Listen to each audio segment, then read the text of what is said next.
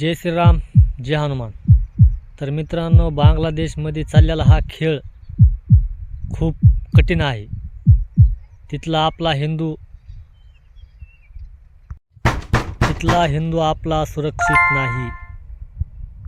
माझी ह्या सोशल मीडियाच्या माध्यमातून आपल्या देशाच्या पंतप्रधान नरेंद्र मोदी साहेबांना माझे हात जोडून विनंती आहे की साहेब, त्या बांगलादेशमध्ये आमचे हिंदू लोक आहेत, त्यांच्याकडे थोडंसं लक्ष देण्यात यावे.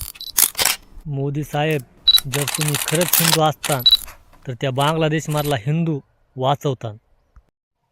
मोदी साहेब, जर तुम्ही खरंच हिंदू असतान तर त्या बांगलादेशमधला हिंदू वाचवतान. आज वेळ त्या बांगलादेशवरती आहे. उद्याच्याला हिंदूंनो आपल्या भारत देशामध्येही ही वेळ येऊ शकते. आपला हिंदू समाज मजबूत झाला पाहिजे.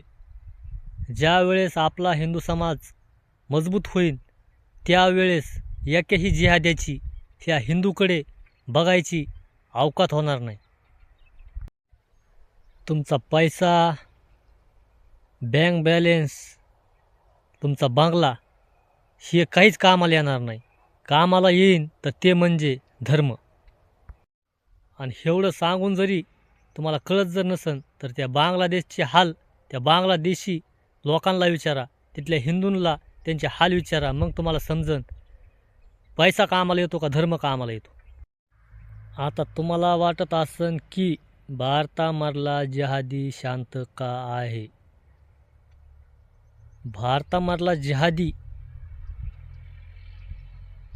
हा शांत राहायचं कारण म्हणजे जोपर्यंत त्यांची लोकसंख्या वाढत नाही तोपर्यंत ते त्यांची अवकात आपल्याला दाखवणार नाही. आपल्या हिंदू समाजाने आत्ताच एक संघटित व्हायला पाहिजे, तरच आपल्या भारत देशामध्ये बांगलादेशवानी वेळ येणार नाही.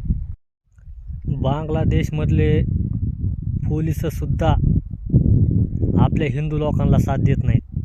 आपल्या भारत देशाच्या पंतप्रधान नरेंद्र मोदी यांना माझी हात जोडून विनंती आहे की तिथं इंडियन आर्मीला लावण्यात यावे व तिथला हिंदू समाज आमचा वाचला पाहिजे, हीच माझी विनंती.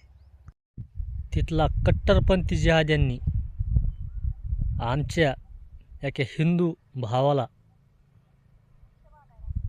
नागडं करून झाडावर टांगून त्याला मारण्यात आले.